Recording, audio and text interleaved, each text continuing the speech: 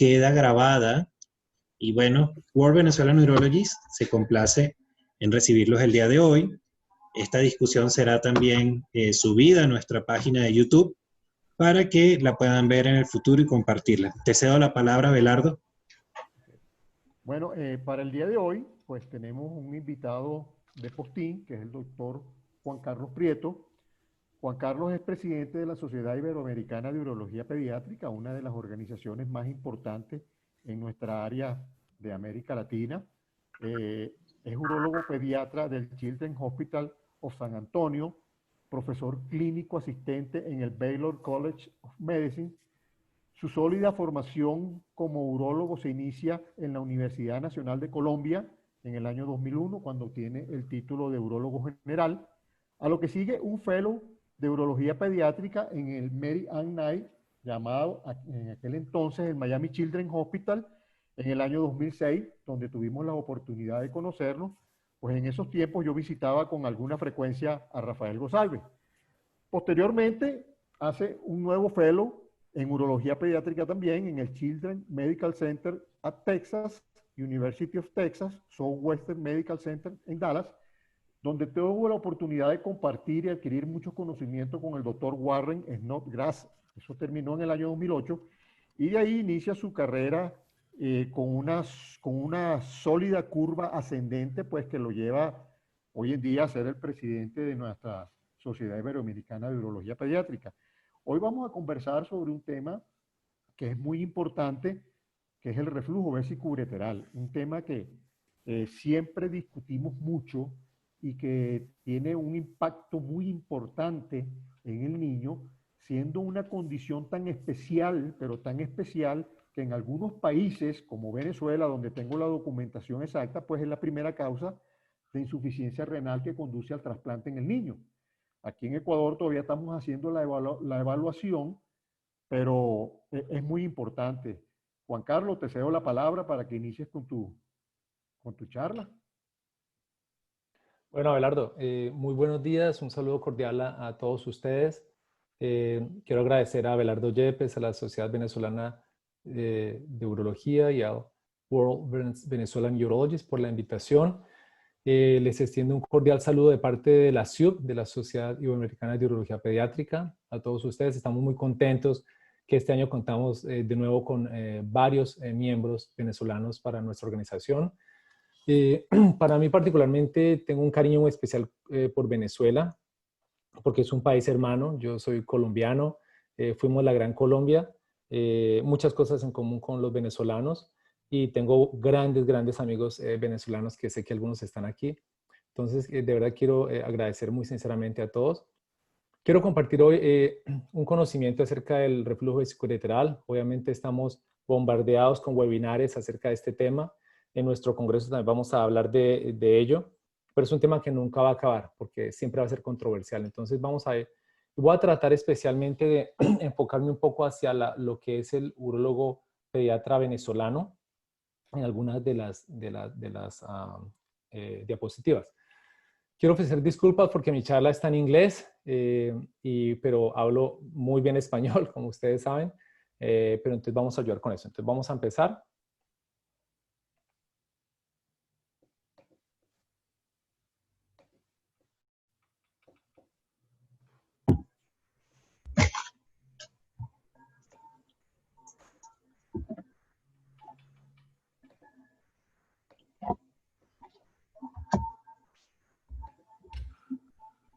¿Estamos bien ahí, Francisco?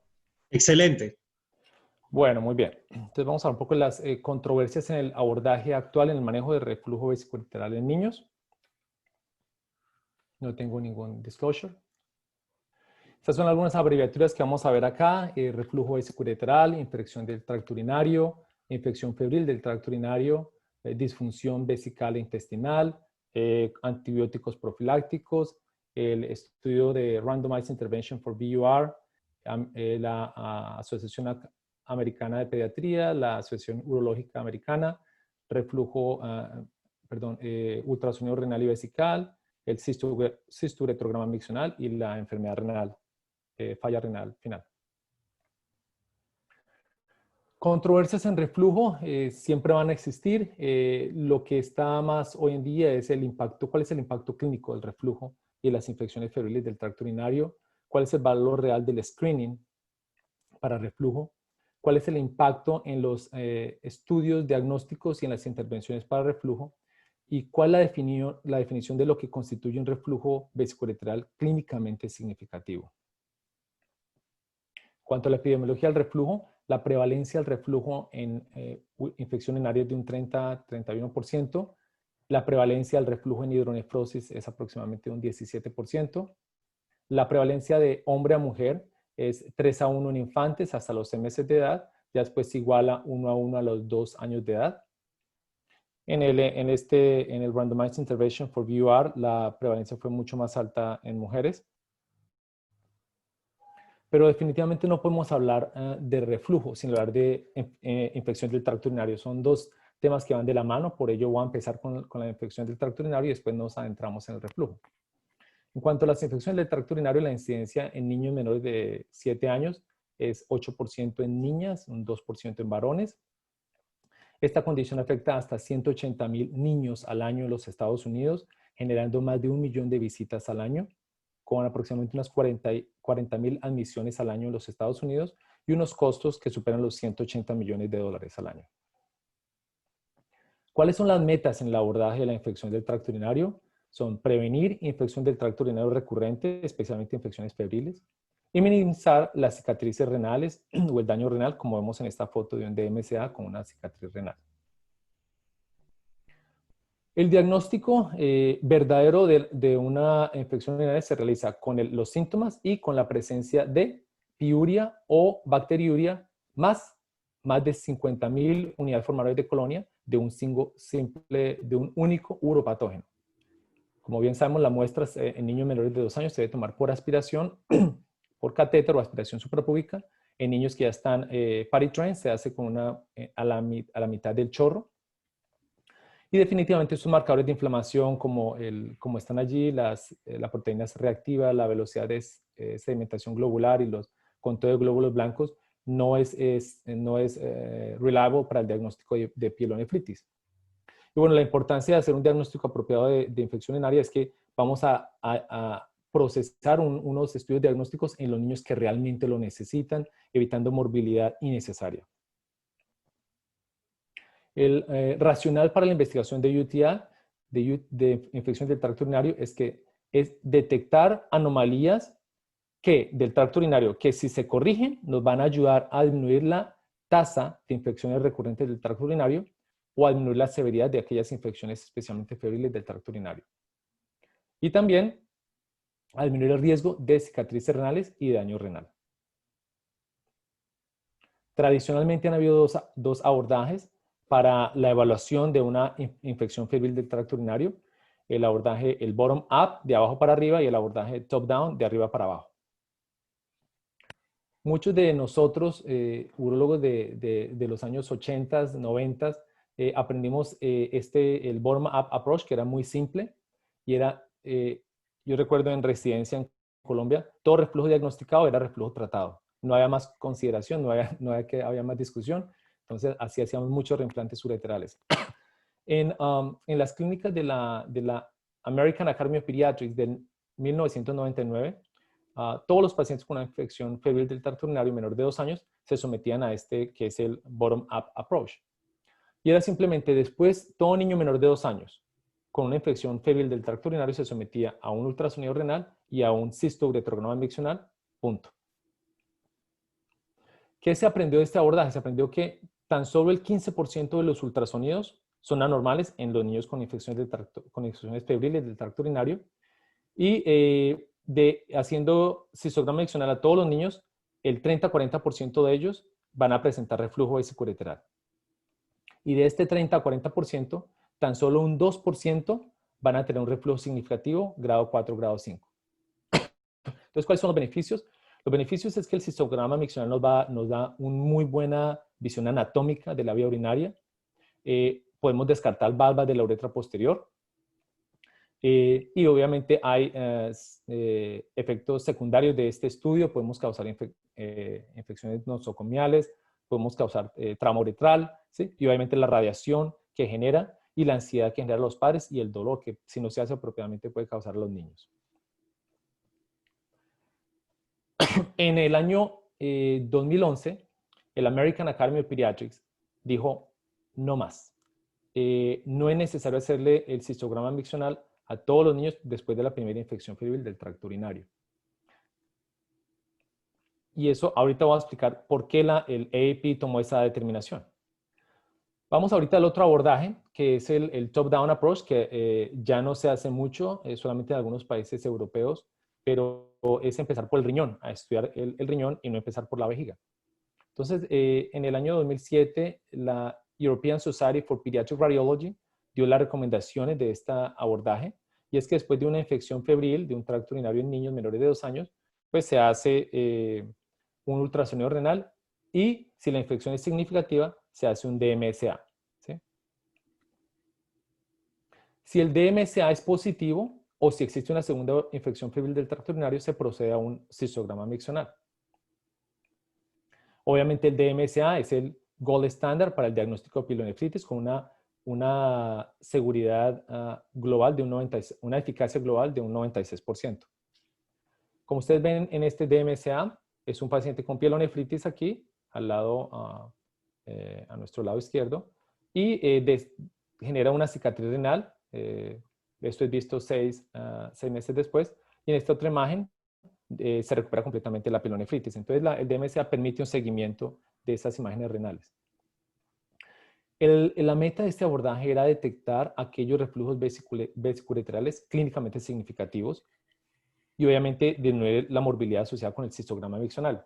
¿Qué se aprendió con este abordaje? Que el 50% de esos DMSA son positivos. O sea, tienen algún defecto de captación, o hay displasia, o hay pérdida del volumen renal, o hay una disminución de la función diferencial del riñón. Y esos pacientes con un DMSA positivo, con alteraciones, se someten a un cistograma miccional. Entonces, por concepto, se lograba algo muy bueno y era reducir el 50% de cistogramas miccionales supuestamente innecesarios. ¿Sí? Y lo que sí existe es que un DMSA negativo tiene un valor negative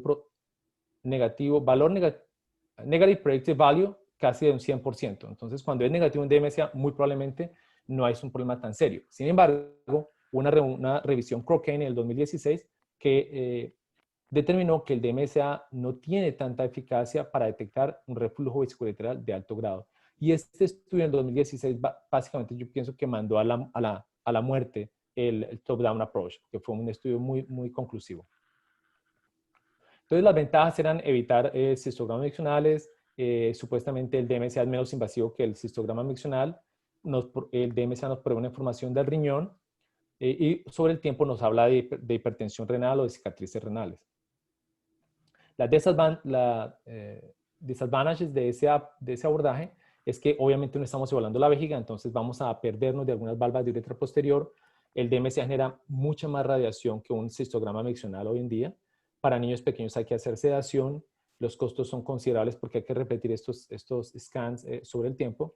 Y la disponibilidad del DMSA, no sé en muchos países, pero en Estados Unidos hay muchas temporadas donde no se cuenta con ese DMSA. Entonces yo creo que ya realmente no se está usando mucho este abordaje. Más recientemente, ya estamos hablando desde el año 2011, el American Academy of Pediatrics enunció su abordaje para el manejo de las infecciones febriles del tracto urinario y dice que después de un episodio febril de infección urinaria en niños menores de 2 años, solamente hacer el ultrasonido renal. ¿Sí? Pero ¿por qué limitar la cantidad de cistogramas miccionales después de esa primera infección febril del tracto urinario? Entonces ellos dicen, si el ultrasonido renal tiene algún tipo de anormalidades, llámese hidronefrosis, llámese disminución del tamaño renal, dilatación uretral, engrosamiento de la pared vesical, etcétera, cualquier anomalía, entonces estamos en la necesidad de hacer un cistograma miccional, o si el paciente tiene una segunda infección febril del tracto urinario, también nos sometemos a un cistograma miccional. Utilizando este abordaje del AAP 2011 extrapolando 6 estudios randomizados controlados que los vamos a ver a continuación, en una situación hipotética de tener 100 niños con infección febril del tracto urinario, usando este abordaje, vamos a hacer solamente 10 cistogramas miccionales y de eso solamente se va a diagnosticar un niño con un reflujo grado 5. Entonces, en teoría, es un abordaje sistemático que previene, evita morbilidad con el cistograma y que aún va a detectar unos reflujos significativos. Estoy hablando el concepto del EAP, ¿ok? No estoy diciendo que yo esté de acuerdo con ello. Estoy enunciando el rationale del EAP. Pero nosotros como urólogos pediatras hemos alarmado la población de pediatras en este país y hemos criticado esas guías clínicas del año 2011. ¿Por qué razón? Porque esos 6 estudios randomizados controlados que ellos usaron, y que los voy a discutir a continuación, tenían datos e interpretación que es sesgada, poblaciones de pacientes que fueron muy diferentes, no se evaluaron cicatrices renales, se incluyeron pacientes por encima de los 2 años, no se evaluó la disfunción vesical intestinal, no se consideró los resultados del estudio sueco y del Randomized Intervention for VUR. El estado de circuncisión o no es desconocido en varios de esos estudios. Se usaron bolsas colectoras para el diagnóstico de enfermedad de infección urinaria, lo que sabemos que es erróneo. De todos esos 6 estudios randomizados, solamente uno fue placebo controlado y doble ciego. Y la mayoría de todo esto fue un metaanálisis. Y como bien sabemos, un metaanálisis está sujeto a errores de tipo estadístico, ¿sí? Entonces, definitivamente, si decidimos no hacer el cistograma después de esa primera infección febril del tracto urinario, definitivamente lo que los pediatras que quieran seguir ese protocolo deben asegurar que pueden seguir a ese niño y que lo van a seguir con un examen de orina, que lo pueden seguir con un ultrasonido renal, que ese niño no se va a cambiar de ciudad, que ese niño va a tener unos seguros de salud, que ese niño no es en un foster home, un niño que no va a ser adoptado. Entonces, si usted está seguro que puede seguir a ese niño, bueno, pues puede considerar esta opción, ¿no? Pero, ¿cuándo nosotros realmente recomendamos hacer un cistograma miccional después de la primera infección febril del tracto urinario?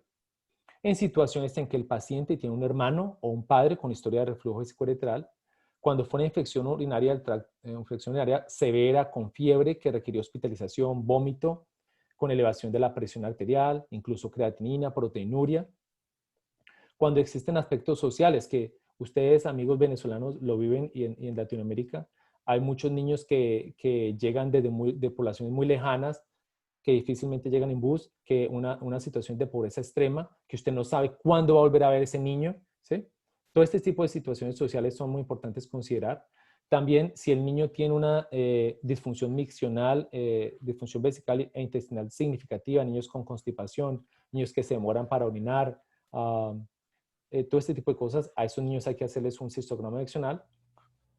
Y también muchas veces preguntarle a los papás, bueno, esta es la primera infección con fiebre que su niño o niña tiene. Dicen, no, doctor, han habido otras 2 que el doctor no estaba seguro si era una otitis o era una problema del pecho o bueno, etcétera, pero se trató con infección y estuvo bien. Entonces, cuando existe la duda que algún episodio febril pudo haber sido una infección urinaria, hombre, es apropiado hacer un cistograma miccional a ese niño porque podemos estar ocultando un reflujo vesicoureteral u otra condición.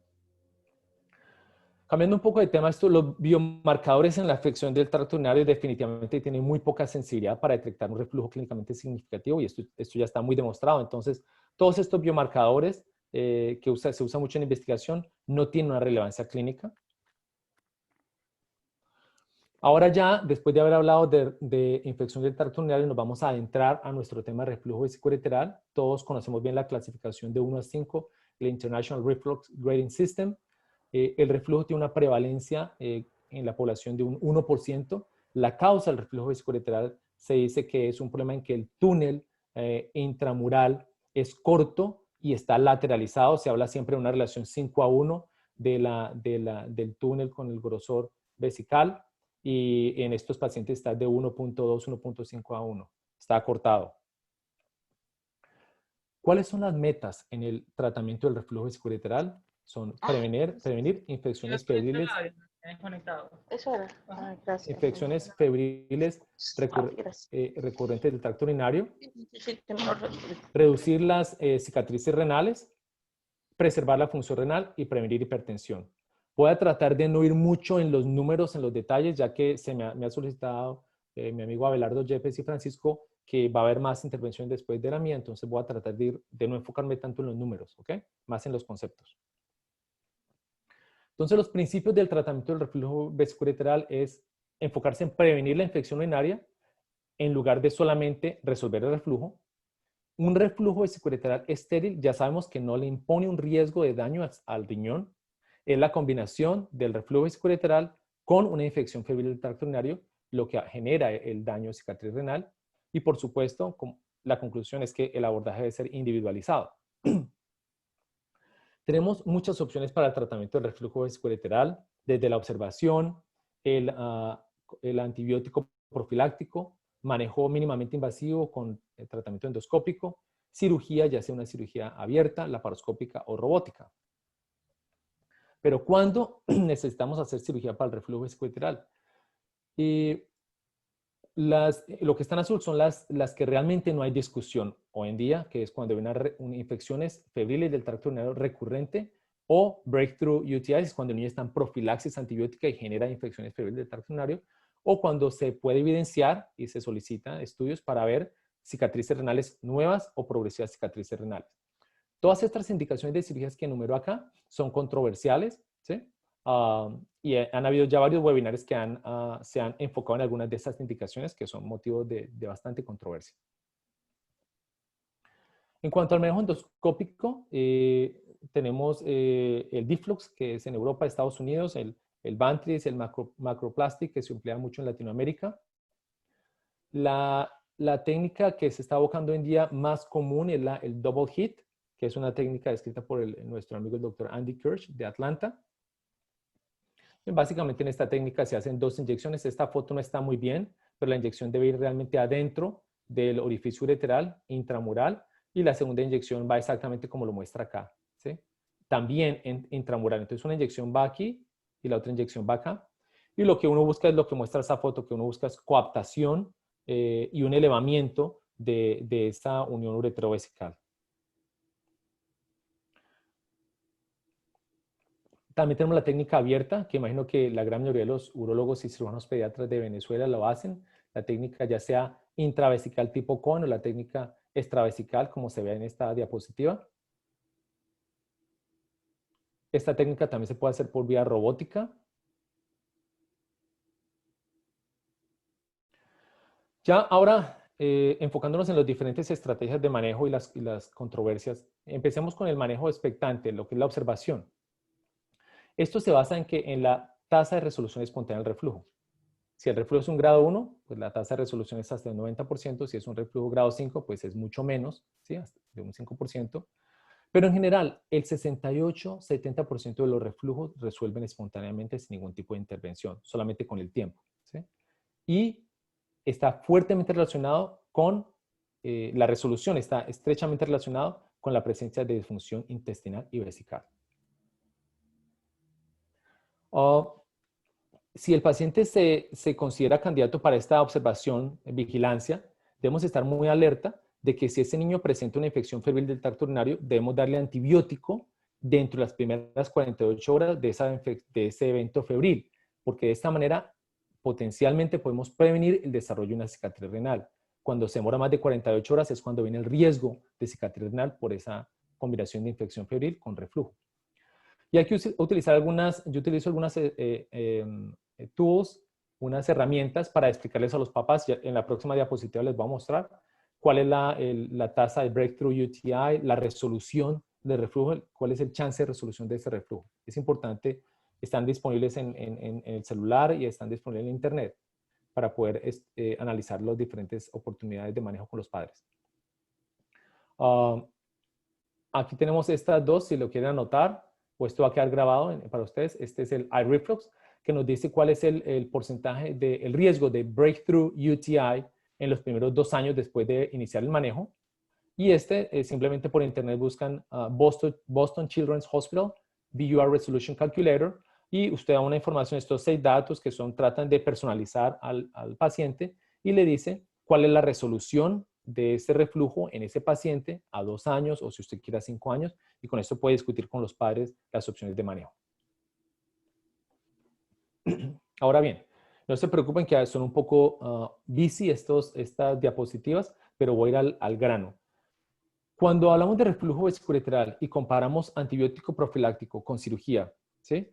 En pacientes con un reflujo vesicoureteral significativo, grados 4, grados 5, están estos estudios que son bien conocidos y son estudios íconos en la urología infantil, y son el Birmingham Reflux Study, con 5 años de seguimiento, el International Reflux Study, que fue un estudio combinado entre Estados Unidos, Inglaterra, Alemania, con 252 pacientes y a seguimiento a 10 años, y un Cochrane Review en 2007.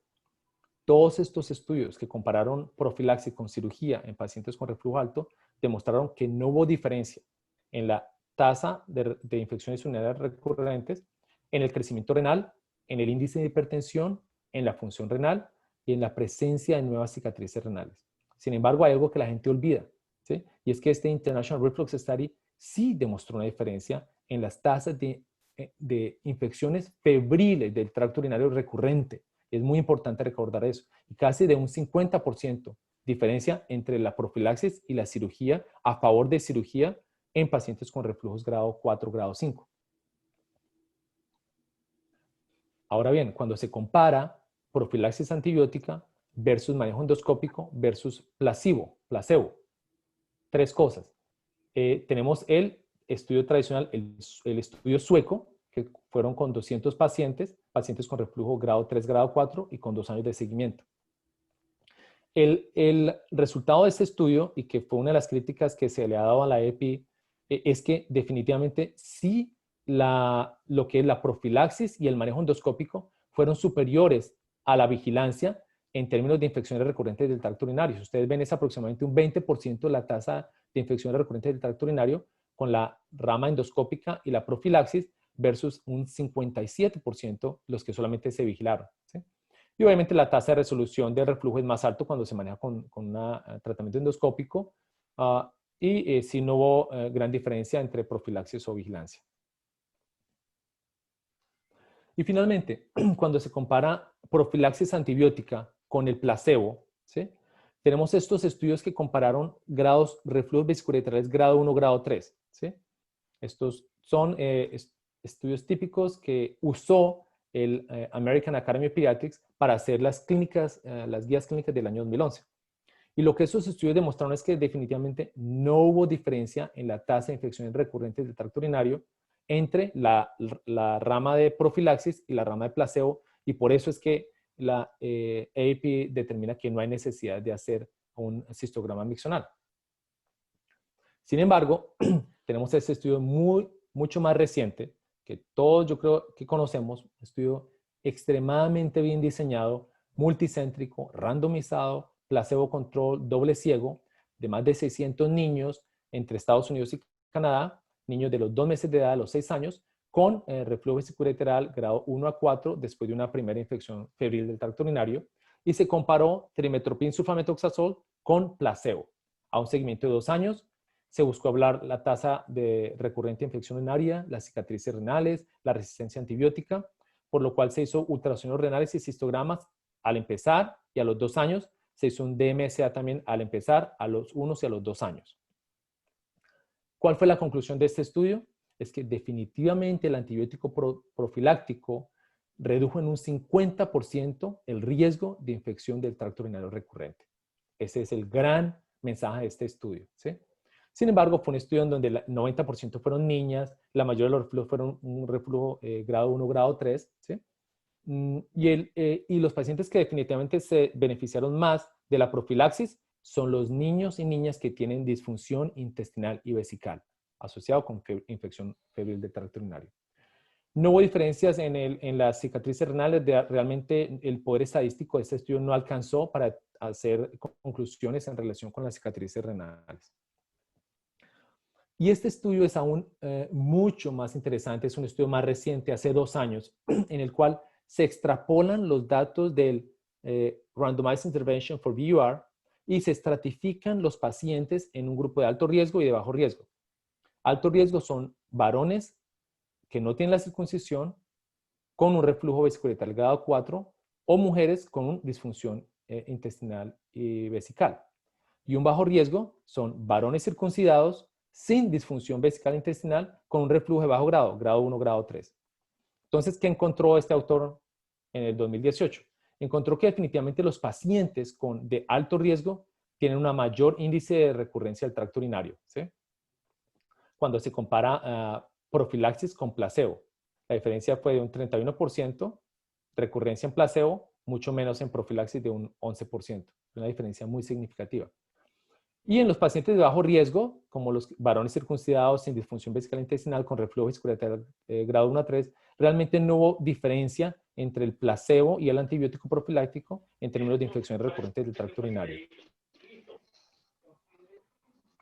Un metaanálisis que hizo la AUA en el año 2010, yo creo que la conclusión más importante de esta metaanálisis de 2010 fue de nuevo la relación entre disfunción vesical intestinal y reflujo, ¿sí? Y esto, un estudio más reciente, el 2016, vuelve y lo confirma, extrapolando los resultados del Careful Urinary Tract Infection Evaluation con el Randomized Intervention VUR, extrapolando todos esos datos y de nuevo el resultado es el mismo. O sea que definitivamente hoy en día hay datos estadísticos que realmente confirman que la presencia de disfunción vesical e intestinal y reflujo vesicoureteral es un factor, quizás el factor más importante en términos de resolución de reflujo, respuesta al tratamiento, beneficio del antibiótico profiláctico, etc. Esos son los pacientes que debemos nosotros identificar y muchas veces son los pacientes que nosotros no queremos ver. Que el niño tiene constipación, la niña, no me interesa saber de eso. Que todavía se moja en la cama, a mí eso no me interesa. No queremos eso, queremos hacer cirugía. Pero eso es lo más importante para beneficiar a los niños con reflujo vesicoureteral. Entonces, al final estamos con toda esta información. Disculpen lo rápido que he ido, pero espero haber sido claro. Entonces, al final, ¿cómo tomamos la decisión? Entonces, basados en el entrenamiento y la experiencia del cirujano, es importante dónde vivimos y qué tenemos. ¿Sí? Aquí en Estados Unidos yo tengo la fortuna de tener antibióticos profilácticos y todo desde el manejo endoscópico hasta la cirugía robótica para ofrecerle todo a mis pacientes. Si yo estuviera viviendo en Venezuela, bajo las situaciones del régimen actual, hombre, yo creo que ni siquiera me van a poder decir ahorita a Abelardo y mis amigos de Venezuela, no sé, de pronto ni pueden ofrecerle antibiótico profiláctico. De pronto no tienen ni siquiera un endoscopio. Y ni siquiera hablemos de cirugía robótica. Entonces, dónde vivimos y qué tenemos es supremamente importante para ver qué le podemos ofrecer a nuestro paciente. Los datos que se han reportado es una decisión conjunta. No es que nosotros vamos sesgados a decirle al paciente, a mí me gusta hacer cirugía robótica y va a ser robótico. Tenemos que ser muy honestos y decirles, mire, yo no tengo tanta experiencia en cirugía robótica como en cirugía abierta. Yo le puedo dar mejor resultado con esto que con esto. Pero bueno, o sea, ser honesto con el paciente y que al final él entienda suficiente para que tome la decisión. Y este término es muy importante, es disonancia cognitiva. Es un término difícil porque me tocó hasta incluso que volverlo a aprenderlo. Pero disonancia cognitiva es exactamente lo que pasa en el reflujo vesicoureteral en niños. Es cuando tenemos nosotros un concepto en nuestra mente por años. Tenemos un estigma, un concepto claro, pero llega nueva información, que es información incompleta, que tiene conflicto, controversial, y al final nos genera un estrés y una ansiedad que no sabemos qué hacer. Y eso es realmente lo que pasa con el reflujo vesicoureteral, que hay tanta información y estudios tan bien diseñados, pero que se oponen completamente. Entonces, al final, ¿qué le vamos a decir a nuestro paciente? Porque con toda esta información tan confusa, y es lo que se llama una disonancia cognitiva. Entonces, todo esto lo tenemos que tener en cuenta para decir cómo tratar a nuestro paciente. Definitivamente, después del año 2011, con las guías clínicas del AAP, las ratas de cistograma miccional redujeron por un 50%, o sea, ya 50% menos VCG, lo que generó en Estados Unidos una disminución global de todas las cirugías antirreflujo. Ven desde el año, esto es a lo largo hasta el año 2015, ¿sí? Cómo han venido bajando progresivamente todas las cirugías antirreflujo. Después del 2011, aquí se ven, aquí están las clínicas AAP 2011. La única que ha aumentado, la única cirugía que ha aumentado es cirugía robótica. Pero esto es un sesgo, no crean que es porque se hacen menos cirugías abiertas y porque se hace menos tratamiento endoscópico, porque hoy en día la cirugía robótica es lo sexy, es el Lamborghini, ¿sí? Pero no tiene nada que ver con las clínicas, es simplemente porque los urólogos pediatras seguimos los urólogos de adultos y nos parece que siempre queremos hacer lo más fancy, lo más sofisticado, ¿sí? pero en general todas las cirugías han bajado en su incidencia. Entonces, ¿cómo definimos éxito en la cirugía antirreflujo? Se define por rayos X, ¿sí? Que no se vea reflujo en un cistograma miccional o en un nuclear cistogram, o clínicamente que el paciente no tenga infecciones urinarias. Y eso, tenemos que hacer el balance. ¿Cómo vamos a hacer? En muchas situaciones, por ejemplo, uno tiene que conocer cuál es la tasa de éxito de sus deflux injections, de su cirugía abierta. Y hay pacientes que dicen, yo no quiero que me haga cistograma miccional porque ha sido muy traumático para el niño. Entonces, usted puede considerar eso y decirle, bueno, yo sé que mi tasa de éxito con cirugía abierta es de un 95%, no hagamos cistograma después y lo seguimos clínicamente. Entonces, es algo que usted tiene que manejar con su paciente. En general, la tasa de éxito para el reimplante abierto es de un 95%, tanto clínico como radiológico. Esto es el manejo endoscópico. En general, hoy en día se dice que el éxito es de un 90% del manejo endoscópico, grados 1 a 4.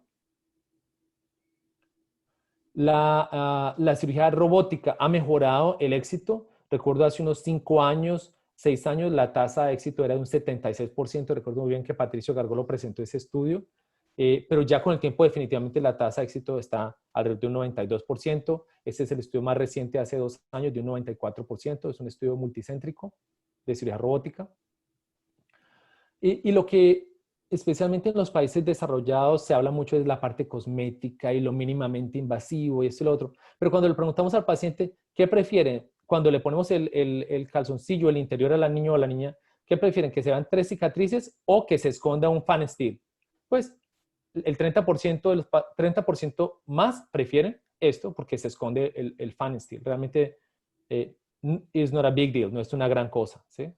Más somos los cirujanos que pensamos en eso que los pacientes. Cuando se le pregunta a los pacientes con reflujo, a los padres, ¿qué es lo que realmente ustedes prefieren? Entonces, ellos se enfocan, lo más importante que el papá y la mamá se enfocan es cuál es la tasa de éxito más alto para mi niño o mi niña. Eso es lo que yo quiero, ¿sí? Lo que el doctor recomiende y una baja complicación es relativamente importante. Y la parte de costo, la parte cosmética y que si es mínimamente invasivo, les importa nada, lo más poquito, ¿sí? Bueno, no voy a entrar en esto, ya sabemos la tasa de éxito es 90% para la inyección, 94% para robótico y abierto. Entonces, ¿cuál es el impacto real del paradigma en el cambio del care del UTI en reflux? ¿Sí? Realmente, ¿cuál es el verdadero impacto de esas guías clínicas de la American Academy of Pediatrics del 2011? Y ese impacto va a ser determinado por las tasas de pielonefritis, de cicatrices renales y las complicaciones como hipertensión, proteinuria y daño renal crónico. O sea, el tiempo lo va a decir qué pasó con esas guías del 2011. También va a ser importante porque nuestros residentes y fellows van a desarrollar menos técnicas quirúrgicas, menos habilidad quirúrgica. Recuerden ustedes que cuando se hacía un reimplante ureteral, por lo menos 2 por semana en sus entrenamientos. Ahorita, los grandes centros están haciendo entre 10 a 14 cirugías de reflujo en un año. En un año. Chicago, Filadelfia, ya no se están haciendo este tipo de cirugías. Entonces, los requisitos para educación van a cambiar. Entonces, si ustedes ven la end-stage renal disease, falla renal crónica, end-stage renal disease, hasta el 2016, en general la incidencia está disminuyendo. La siguiente diapositiva, no se asusten por favor porque es muy busy, pero este punto es importante aquí, les quiero mostrar. Vemos en el reflux nephropathy comparando A es antes del 2011 y B es después del 2011. ¿Qué ha pasado en los últimos, con estas guías clínicas? Realmente en este momento no ha habido la incidencia de insuficiencia renal crónica terminal, es la misma, 2.3, 2.4, ¿sí? Después de las guías clínicas de 2011. Esto es lo que realmente nos debe importar. ¿Qué pasa con estos riñones a largo plazo?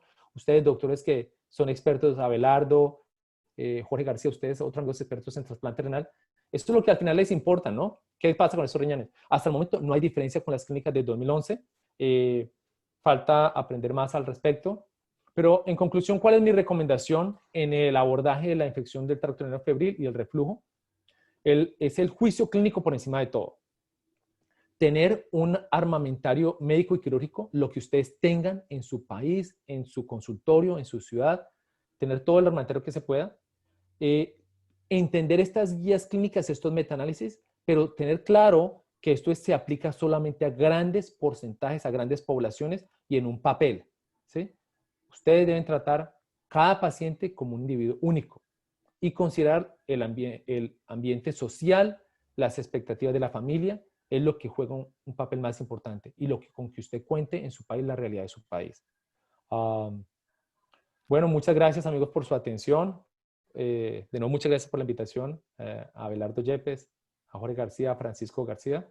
Y los invito a nuestro Congreso Virtual 2020, ChaosSoup, que se va a realizar en octubre 23 y 24. Y los estamos masivamente invitando. Nos va a mantener unidos a todos y muchos amigos venezolanos van a estar allí. Muchas gracias. Excelente, Juan Carlos. ¿Verdad que la exposición ha sido pues extraordinaria? Lo presumíamos que iba a ser así. Vamos en este momento a proceder a que antes de la sesión de preguntas y respuestas, Jorge nos haga una pequeña exposición del estado actual del reflujo vesiculoureteral en Ecuador. Y para la parte de discusión vamos a incorporar al doctor Renato Gana de Chile para que nos dé también su punto de vista. Ahí vamos a conversar algo que yo considero que es importante y se discute poco, el reflujo oculto. Pero vamos a darle paso al doctor Jorge García, jefe de servicio del Hospital Pediátrico Vaca Ortiz. No es invitado, es dueño de casa de Postín, con una amplia experiencia y trayectoria en la urología pediátrica y con quien tengo el placer de compartir esta época de mi vida. Adelante, Jorge. Gracias, Abelardo. No sé si estoy con pantalla este rato. Sí, con pantalla y con audio. Está perfecto, Jorge. Ok, gracias, Francisco. Bueno, he visto varios amigos ahí en el chat. Quiero enviar un abrazo grande a quien realmente fue mi primer tutor en urología pediátrica, el doctor Eduardo Focacci de Chile, de Valparaíso, Chile, y Viña. Igual hemos invitado a Renato y el gusto de siempre compartir con Juan Carlos Prieto, un amigo muy querido. Este es nuestro hospital pediátrico Vaca Ortiz, que es un hospital público. Y bueno, una foto del recuerdo con León Smith y Juan Carlos allá creo que fue en Lima, Perú, en los años que nos conocimos. Desde el 2010 venimos trabajando juntos por la CIUF. Juan Carlos ha llegado a la presidencia por todos los méritos que él tiene.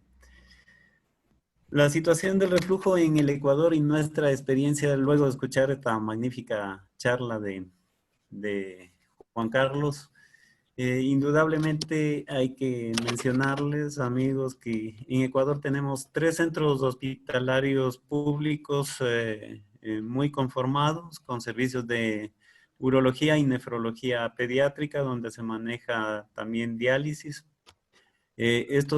Los 3 son públicos y uno de ellos tiene la característica de semi-privado. Uno está en Quito y 2 en la ciudad de Guayaquil. Nuestro centro pediátrico Vaca Ortiz es un centro actualmente nacional acreditado, único para trasplante renal pediátrico en el Ecuador. Esto lo conseguimos, esta acreditación, desde el año 2016 y la venimos manteniendo hasta la presente. Ya vamos por los 57 trasplantes realizados en el servicio y están comandados por el servicio que dirijo yo, el servicio de urología. Bueno, no voy a caer en detalles, pero cosas que han sido premisas toda la vida, creo, desde el año 91, en la premisa de Stephen Koch, la alta incidencia de pacientes infantes con infecciones de vías urinarias, no deja de ser una realidad en nuestro país. Y creo que acá en esta latitud del continente, yo pensaría que deben tener un grado de reflujo hasta un cercano 50% de niños o infantes que han cursado con una infección de vías urinarias. Ecuador al momento tiene 17 millones de habitantes, de los cuales prácticamente 6 millones son infantes y adolescentes. Por lo tanto, y procesos de infección de vías urinarias no complicadas deberían tener aproximadamente unos 64,000 pacientes. Y reflujo, según estadísticas, deberían tener hasta cerca de unos 30,000 pacientes de algún grado. Lo cual indica e implica la severidad de esta patología y la atención que debemos prestarlo en Latinoamérica especialmente. Nuestro servicio de urología en el 2019 realizó más de 11,000 consultas. Fuimos 6 tratantes, ahora somos 4 desde que se incorporó Abelardo. Es un servicio que está en transición al momento. Tenemos una uróloga pediatra joven. Y más o menos hemos realizado sobre las 4,700 consultas por infección de vías urinarias no complicadas y complicadas, asociadas varias de ellas o muchas de ellas a reflujos vesicureterales primarios. Hay que tomar en cuenta que estas 4,700 consultas en este año, muchas fueron por pacientes crónicos que tenemos con infecciones de vías urinarias de repetición. Y los secundarios obviamente ligados a vejiga neurogénica. Es un centro de referencia en acción de vejiga neurogénica. En lo personal llevo más de 23 años tratando este tipo de pacientes. Reflujos secundarios a disfunción vésico-esfinteriana es lo que se está viendo bastante, lo que mencionó Juan Carlos hace un rato. Sistemas dúplex, válvulas de uretra posterior, también tenemos varios pacientes y otros más. En la última década, los cambios son sustanciales en lo que es el pesquisaje del BRUR y el manejo del mismo. Sobre todo en pacientes con infecciones de vías urinarias febriles. Nuestro gold estándar de pesquisaje actual es empezar por los exámenes de orina, el urocultivo, marcadores de pielonefritis para ir pesquisando reflujo vesicureteral, el ecodoppler, el DMCA, como ya mencionó Juan Carlos, con todos los pros, y finalmente una CUMS. Tenemos cierto recelo con las CUMS, como se menciona en toda la bibliografía, por la alta radiación. Sin embargo, sigue siendo un examen muy efectivo en el diagnóstico y pesquisaje. Esto solamente para mencionar la correlación entre ECO-DMCA y CUMS. Un artículo muy interesante que describió la doctora Butch en el Journal of Pediatric Urology del 16, y aquí una realidad nuestra de la correlación entre estos 3 exámenes que nos conducen a tratar correctamente un reflujo. El manejo clásico de BUR, esto ya lo mencionó Juan Carlos, no me voy a detener. Hay un artículo muy lindo de Anthony Caldamone, justamente referente a toda la evolución del reflujo en lo que es especialmente el manejo y la atención que se debe dar a los pacientes que tienen disfunción vésico-esfinteriana con estreñimiento asociado. ¿Qué nos llega comúnmente acá en nuestra consulta diaria, tanto privada como pública? Reflujos complicados o tardíos, reflujos en vejiga neurogénica y otros. Y también vemos muchos pacientes con insuficiencia renal que tuvieron un grado de reflujo y lastimosamente no fueron diagnosticados o tratados a tiempo. Al momento tenemos más allá de 70 casos que han sido trasplantado y pacientes que están en espera de trasplante con insuficiencia renal secundaria, reflujo vesicureteral de grados avanzados. Esto nos obliga a individualizar a cada paciente al momento de actuar, pensando en el volumen de pacientes y sus antecedentes. Juan Carlos mencionaba que grandes centros mundiales como Michigan, Filadelfia y otros más han bajado considerablemente la tasa de cirugía. Para nosotros es otra realidad la latinoamericana y específicamente acá en el Ecuador. Será que somos pocos urólogos pediatras, pero tenemos a la carga generalmente, sin pandemia, teníamos por lo menos un paciente con reflujo vesicureteral por semana para ser tratado.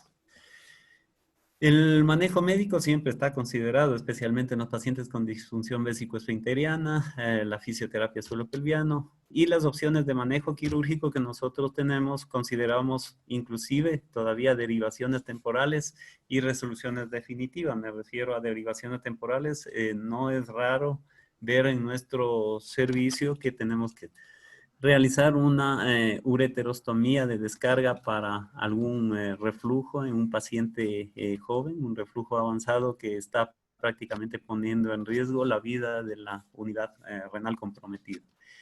La cirugía, hablando de cirugía, la cirugía convencional intra o extravesical siempre la realizamos por su alta eficacia.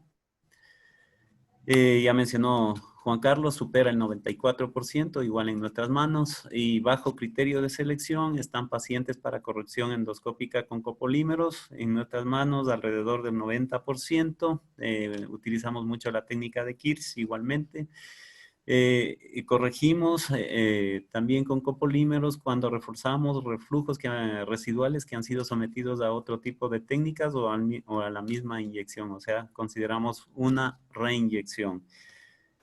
El reimplante laparoscópico extravesical, en la experiencia personal que yo tengo, la empecé en el año 2005. Sin embargo, en el año 2010, por 2 o 3 complicaciones que tuve ligadas a obstrucción, dejé de practicar el reimplante laparoscópico de Gregoire y me dediqué más a la inyección endoscópica por todos los beneficios. Sin embargo, han ido pasando los años y hoy por hoy he vuelto desde el año 2019 a la carga con el reimplante laparoscópico extravesical y el reimplante robótico.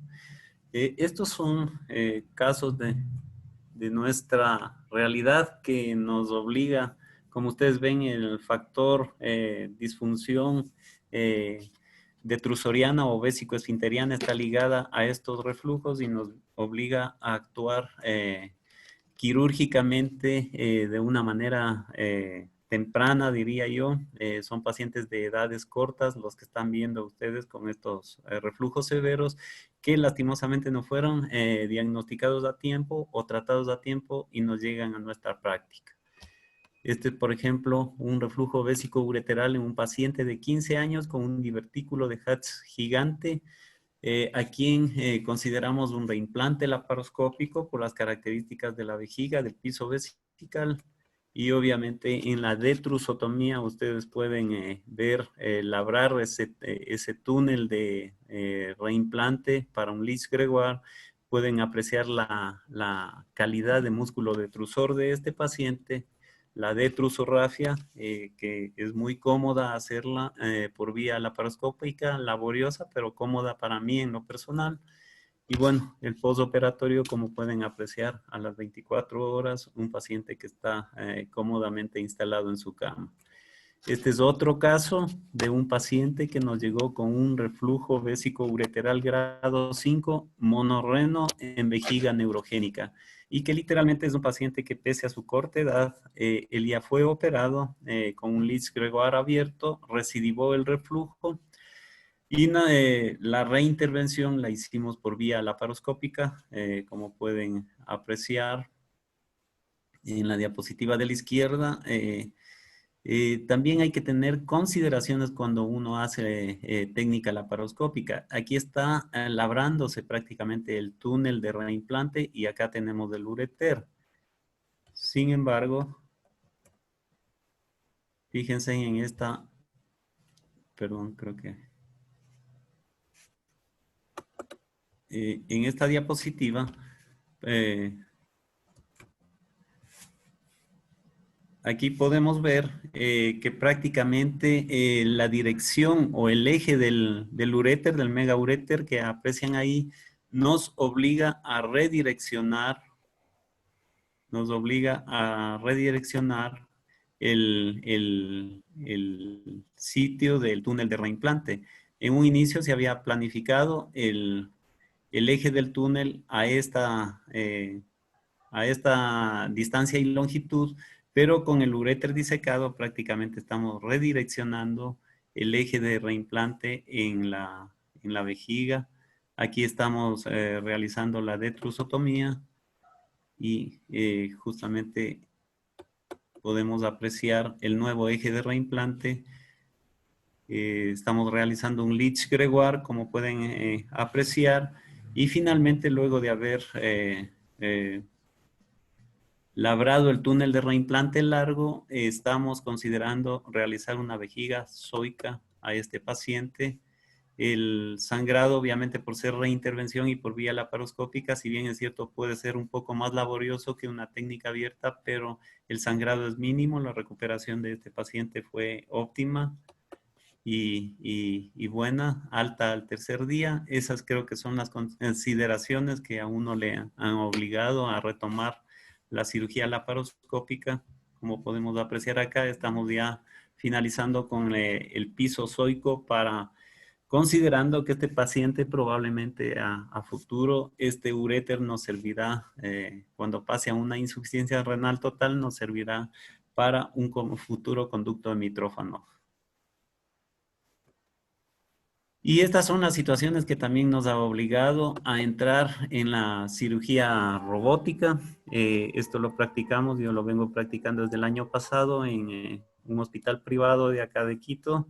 Y bueno, no me voy a detener en imágenes, pero estas son las comodidades que brinda la cirugía robótica versus la cirugía laparoscópica y la abierta. En fin, creo que más o menos con eso me gustaría entrar a un panel de preguntas. Lastimosamente perdí. No sé si Abelardo, ahí los tengo. Sí, sí, sí. Tal vez esa es la experiencia que nosotros tenemos acá acumulada. Preparamos muchos pacientes de reflujo para futuro trasplante renal, entonces debemos tener la vía habilitada. Gracias. Sí, muy buena la presentación, como siempre, Jorge. Gracias, Abelardo. Cosas que me llamaron la atención, inmediatamente ingresé al hospital. Disponíamos en aquel momento de los copolímeros para la cura endoscópica del reflujo, lo que nos ha facilitado pues, tener una experiencia muy importante. Vamos a iniciar la parte de discusión, con el permiso de todos ustedes, y yo quería colocar sobre el tapete algo que siempre pues en lo personal y en conjunto con Jorge nos ha angustiado mucho, que es el reflujo oculto. Del reflujo oculto se habla, pero se habla como que detrás de bastidores, no lo traemos a colación, y yo pienso que esto es una buena oportunidad. Yo quisiera colocar como digo, sobre el tapete, son estos niños que sufren de infecciones del tracto urinario a repetición. Hacemos cistografías o tienen varias cistografías hechas donde no se diagnostica el reflujo. En el ultrasonido hay cambios variables que van desde leves a moderados. ¿Okay? En el gammagrama renal tenemos imágenes que se discuten mucho, que si son pielonefritis, que si son cicatrices, pero son niños que están dando problemas muy importantes, y algo que los urólogos evaluamos poco es el desarrollo pondoestatural del paciente, pero son niños que tienen afectación del desarrollo pondoestatural. Y eso me movió a mí a revisar toda la estadística. Yo afortunadamente desde que comencé mi ejercicio al terminar el posgrado, fui llevando todas mis estadísticas, y puedo decirles que en 1.400 reflujos, pacientes tratados por reflujo, 40 de estos niños son lo que en mi opinión yo llamo reflujo oculto por las características antes mencionadas. Eso significa más o menos un 2.6% de niños que tienen deterioro importante de la función renal por un reflujo que no se ve, que no se diagnostica por las formas convencionales, que es fuertemente criticado por los cirujanos pediatras, y que claro, nosotros los urólogos que conocemos la patología con mayor profundidad, pues sí tomamos en cuenta.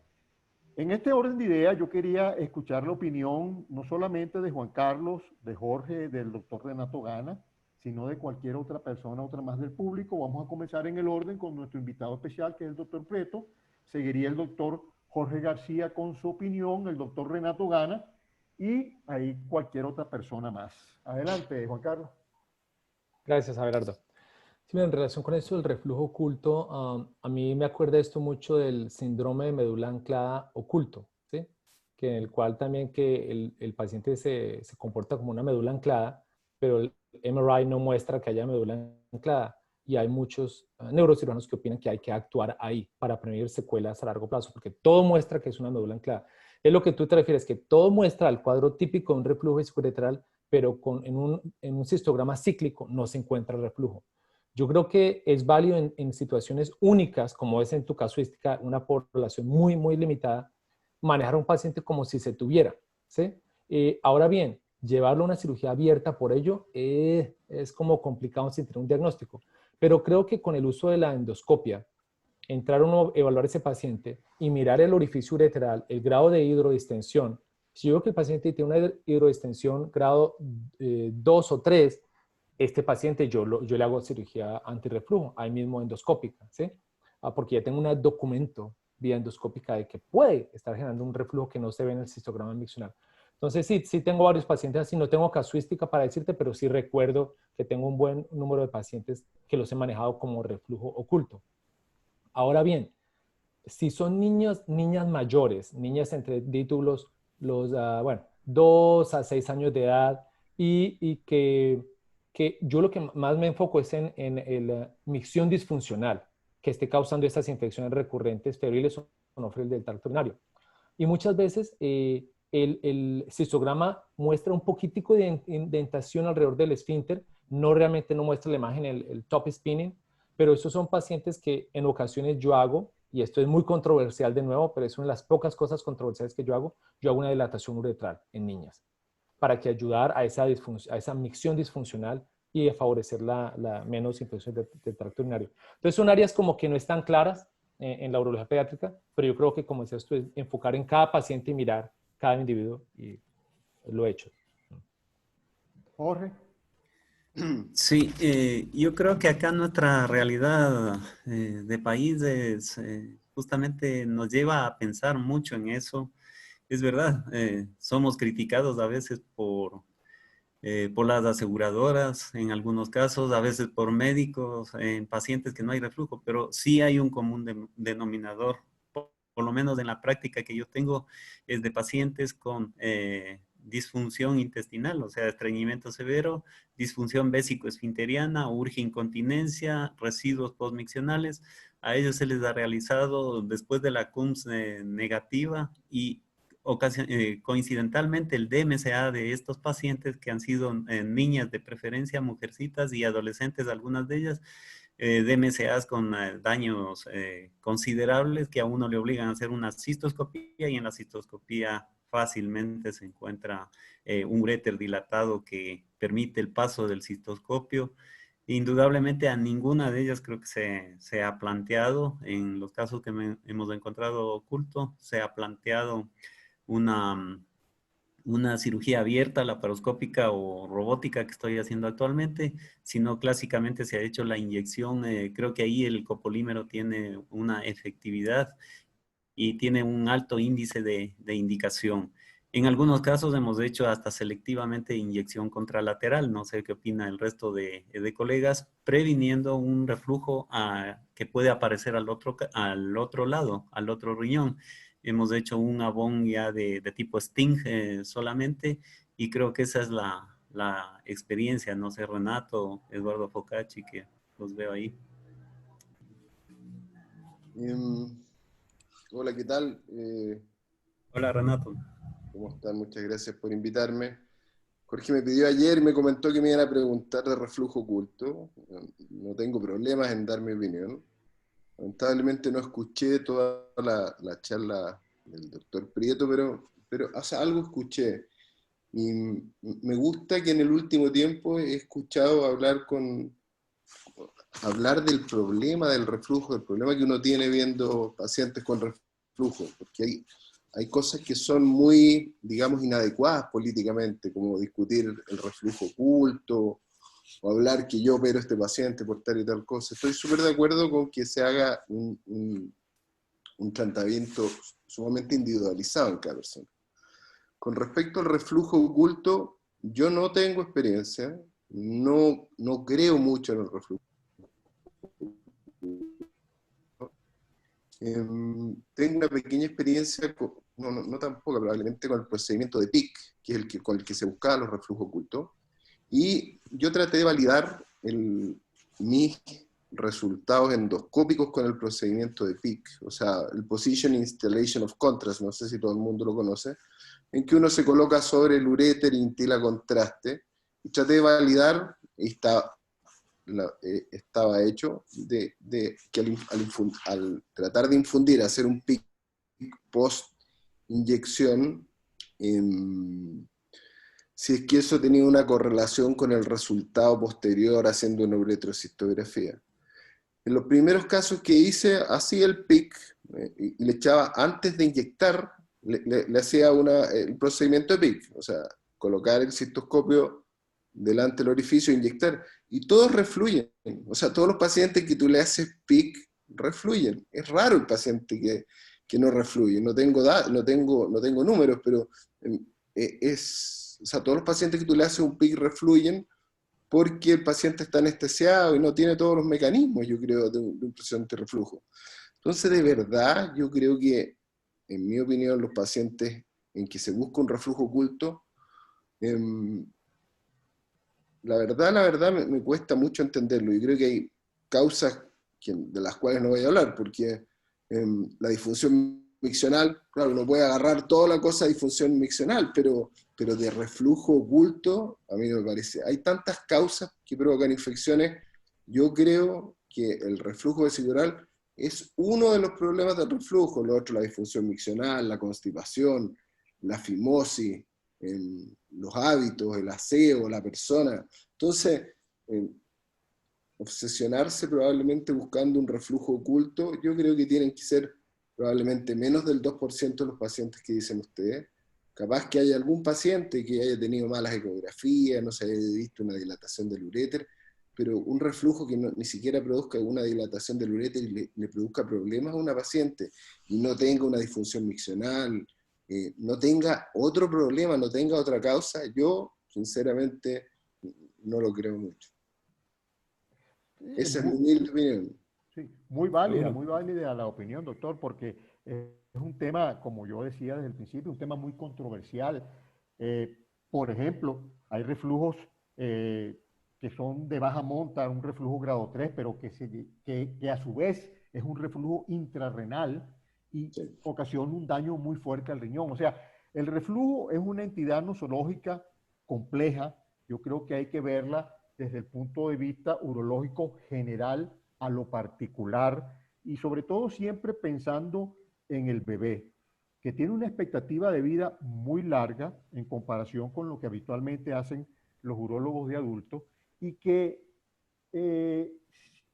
los urólogos que pertenecemos netamente o que nos originamos netamente de la rama pediátrica, donde la medicina preventiva es lo fundamental, debemos de tratar de que la menor cantidad posible de pacientes nos lleguen a la insuficiencia renal. Son niños, como yo les explicaba, ¿no? Tienen un pobre desarrollo pontoestatural, muchas infecciones urinarias, tienen cicatrices, están constantemente bajo esa espada de Damocles de la infección, los ve el nefrólogo, lo ve el urólogo, lo ve el cirujano, lo ve el pediatra, pero cuando uno hace una citoscopia encuentra que hay alteraciones anatómicas de posición y de características del meato, que todos sabemos como urólogos que las encontramos cuando tenemos un reflujo documentado. Esa es a la parte que yo me refiero. Pienso que hay que discutir. Yo creo que quizás después de esto, algunos vamos a comenzar a revisar nuestras estadísticas y vamos a ponerle un poquito de atención. Son los menos, indudablemente que son los menos, son de los que menos se habla, y pareciera que como que no es delicado hablar, pero pienso que justamente estamos entre urólogos pediatras y debemos hablarlo. Pero me parece muy válida su opinión. Hay una pregunta importante que vi por aquí que habla de que quién debe seguir al paciente que ha sido tratado de reflujo en la niñez por el urólogo pediatra una vez que hace la transición al adulto. Yo en lo personal pienso que debe seguir siendo tratado por el urólogo general de la mano del nefrólogo, como hacemos en la parte pediátrica. No sé si alguno de nuestros compañeros quiere agregar algo a esa opinión.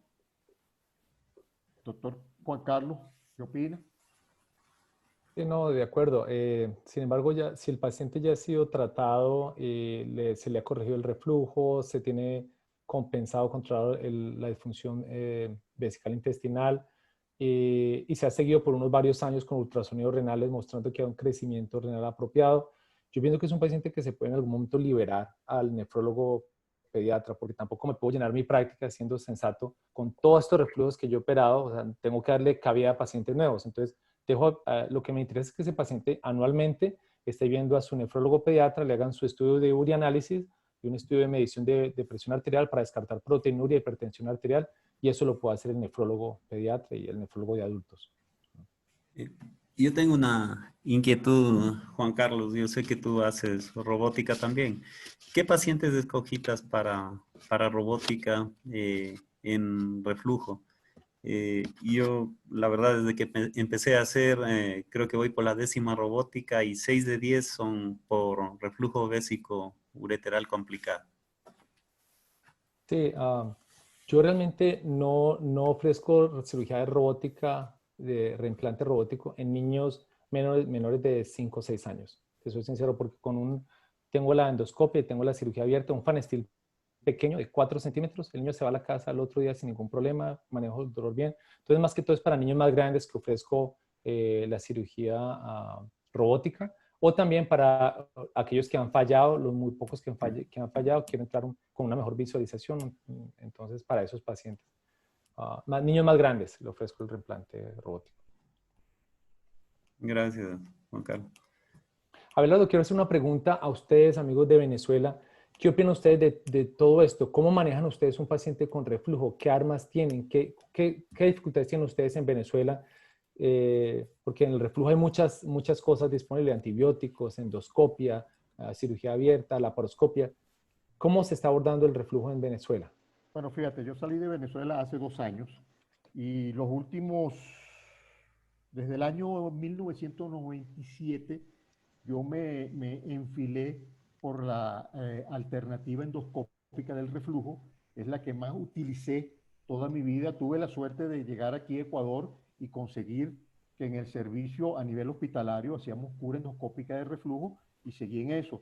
Yo en eso creo que la vía natural del urólogo es la vía endoscópica. Soy muy partidario de resolución de distintas patologías por vía endoscópica. Eh, yo sé que la tasa de cura endoscópica del reflujo tiene una significación estadística, pero tú puedes volver a colocar, inclusive yo lo he hecho en 3 oportunidades para lograr la cura del reflujo. Ahorita, lamentablemente, el deterioro ha sido mucho mayor. No se están haciendo cura endoscópica, inclusive pacientes para ser resueltos por vía abierta son trasladados a Colombia porque a nivel hospitalario no solamente el instrumental o el material médico quirúrgico ha disminuido dramáticamente, sino que hay problemas básicos con servicios elementales como agua, como luz, que afectan el funcionamiento de los hospitales. La cirugía urológica pediátrica ha sido una de las más golpeadas porque, como todos sabemos, los urólogos pediatras es una especialidad relativamente nueva como tal y en una situación de una crisis tan profunda, pues una gran cantidad ha salido, el sistema médico asistencial no te permite, el sector privado también está muy golpeado, de manera que se ha caído mucho la cura endoscópica del reflujo en Venezuela, la laparoscópica pues también y la robótica pues mucho menos, porque sí he notado pues que lamentablemente la prosperidad va de la mano de la efectividad en los procedimientos quirúrgicos porque hoy en día están sumamente tecnologizados. Esa es la realidad en Venezuela. Gracias. No sé si hay Bueno, alguna otra pregunta sí, importante. bueno, aunque no soy urólogo pediatra, pero me interesa muchísimo el tema, quiero agradecerles a todos por su participación y queda una gran incógnita que, bueno, nosotros los que somos todos urólogos generales y que vemos niños que referimos o que mandamos a centros de referencia de urología pediátrica o en la parte privada especialistas en urología pediátrica, este tema del reflujo silente, del reflujo no diagnosticado, ¿ok? El reflujo que ustedes mencionan como un reflujo que se sospecha, tiene todas las características, pero no logramos tener ese diagnóstico preciso. Entonces le quería preguntar al doctor Prieto, durante el congreso de la SIUP, que va a ser en conjunto con el de la CAO, ¿tienen algún tema que se asocia a esto que podamos explorar en más profundidad? Porque no va a dejar de ser controversial el hecho de tratar una patología que no tenemos 100% diagnosticada. En el Congreso se va a hablar de diferentes aspectos en cuanto a reflujo. Va a haber una mesa van a haber dos expositores de la SPU, Societies for Pediatric Urology. Van a haber dos de la ESPU, del Board del European Society for Pediatric Urology. Y va a estar el doctor Elio Buzón, el doctor de Brasil, y el doctor Víctor Figueroa de Colombia, debatiendo acerca del reflujo vesiculetral e hidronefrosis. Sé que van a hablar de mucho de cicatrices renales, van a hablar mucho del DMSA, pero el tema particular de reflujo oculto no se va a tratar. ¿Puedo hablar con ellos? Si lo pueden incorporar, me parece interesante. Pero yo creo que me pareció muy apropiada la respuesta del comentario del doctor Renato Gana. En ocasiones es más, ¿qué limitantes tenemos de estar subdiagnosticando otro tipo de cosas, otro tipo de patología? ¿Sí? Estamos de pronto no diagnosticando una disfunción vesical intestinal o este tipo de condiciones, constipación y cosas que están causando estas infecciones febriles recurrentes. Muy bien. Y quería hacer una pregunta para el doctor Jorge, que está también, y bueno, realmente también es una pregunta que nos trae a reflexión a todo el panel y a todos los espectadores. Tenemos un gran inconveniente en Latinoamérica, que es que escribimos poco, publicamos poco y tenemos mucha información muy interesante. Entonces, le mando esta pregunta a Jorge y al grupo del Hospital Bacortiz en Quito. ¿Están recogiendo esta información de alguna forma que pueda ser utilizada en el futuro? Sí, ese es el pecado capital que tenemos acá. Yo me pongo la mano al pecho. Cuando trabajaba, yo estoy en Quito 11 años, pero yo hacía mi práctica en una ciudad al sur de Quito, 120 kilómetros, donde nació prácticamente la inyección endoscópica del reflujo acá en el Ecuador. En la ciudad de Ambato, desde el año 2007, empecé a hacer inyecciones. Cuando me trasladé acá, en aquellas ocasiones escribí hasta libros, me acuerdo, pero acá el campo de acción se me triplicó de una manera impresionante que tenemos una casuística grande de manejo conservador y quirúrgico del reflujo. Implantamos fisioterapia para suelo pelviano y hemos tratado algunos reflujos con fisioterapeuta, psicóloga y urólogo y nefrólogo en conjunto. Pero lastimosamente yo creo que nos ha faltado publicar. Hemos documentado en algunos congresos de la CIU, Juan Carlos y Renato lo conoce. Y bueno, estamos hasta en la robótica este rato y ya es hora de sentarse a escribir y hablar de experiencias, porque lo que veo yo también, que a la larga soy un urólogo este rato de transición, a mí me llegan pacientes adultas. Recuerdo una niña que le inyecté copolímeros hace 4 años y la madre me hizo una consulta y resulta que le envié al urólogo de adultos porque ella en la infancia fue refluyente grado 2, aparentemente se mejoró y empezó con una atrofia renal de adulta, una hipotrofia renal de adulta, una hipertensión arterial. Y eso destapó obviamente el cuestionamiento si en la infancia no hubiera sido mejor que operen a esa niña, que ahora que era adulta prácticamente pasaba a ser una monorreno más. Y obviamente a esta paciente hubo que operarle, hubo que corregirle en la edad adulta el reflujo, someterle a tratamiento nefrológico para estabilizar la presión arterial. Entonces eso deja una incógnita grande también de qué pasa a futuro. A veces vemos hasta los 15, 16 años, 18 años y pasamos a adultos y de pronto llegan ya sin riñones. Muy bien. Bueno, si alguien de la audiencia... ¿Perdón?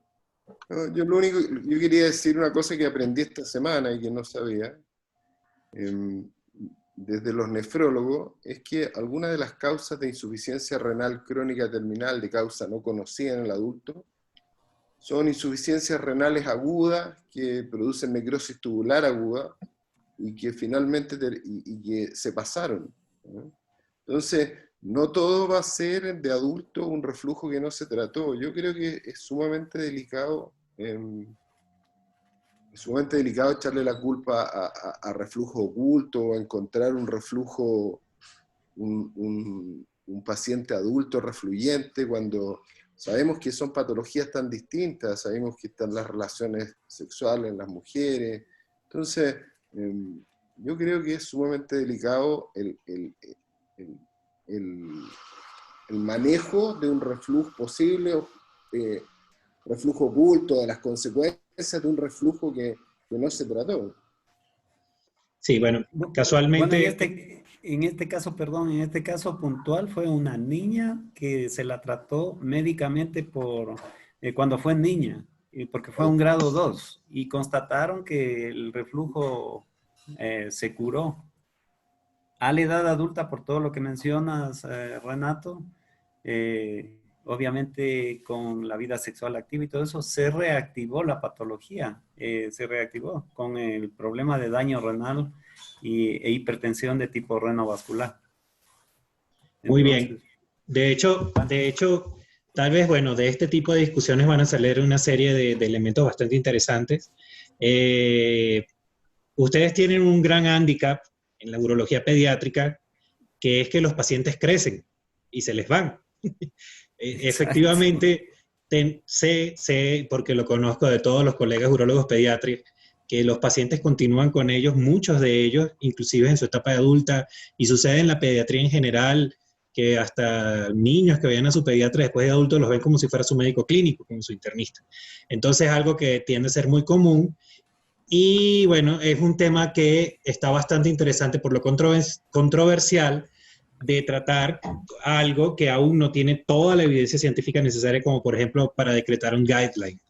De cualquier manera, pues bueno, si no hay más intervenciones, queremos agradecer desde World Venezuelan Urologist esta asistencia, este compadrazgo y esta solidaridad latinoamericana, y que bueno, independientemente de las situaciones que existen en Venezuela, se ha manejado siempre alrededor de lo que todos compartimos, un mismo idioma que nos lleva a tener también muy parecidos problemas sociales, pero que nos lleva también a desarrollar soluciones en situaciones que no se presenten en otras circunstancias.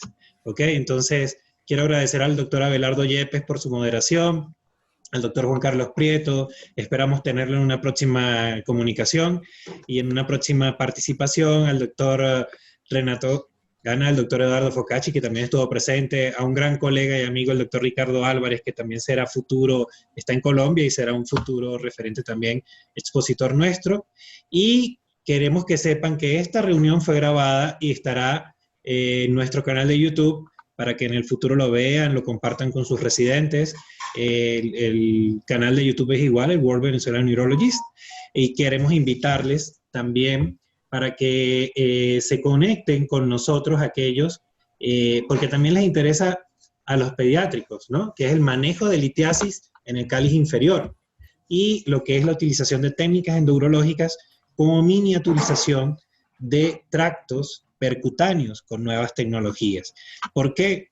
A ustedes les interesa mucho, porque eso que nosotros utilizamos para tractos inferiores, para cáliz inferiores, a ustedes les sirve para el resto del riñón, porque estamos hablando de riñones pediátricos. Entonces es una experiencia bastante interesante que se va a discutir la semana próxima, el día 5 de septiembre. Vamos a tener invitados a un panel de expertos provenientes de España, de la República Dominicana. Y bueno, vamos a tener un grupo de panelistas bastante interesante y promete ser una discusión bien enriquecedora. A todos les deseo que pasen un muy feliz fin de semana. Síganse cuidando del bicho que anda dando vueltas, el COVID, ¿ok? Que bueno, aparentemente está bajando en muchas partes. Y bueno, que Dios les bendiga, les proteja y nos vemos en una próxima oportunidad. Muchas gracias, Francisco, Abelardo, Jorge. Saludos, amigos. Fuerte abrazo. Muy bien, hasta luego. Hasta luego. Chao, chao, gracias.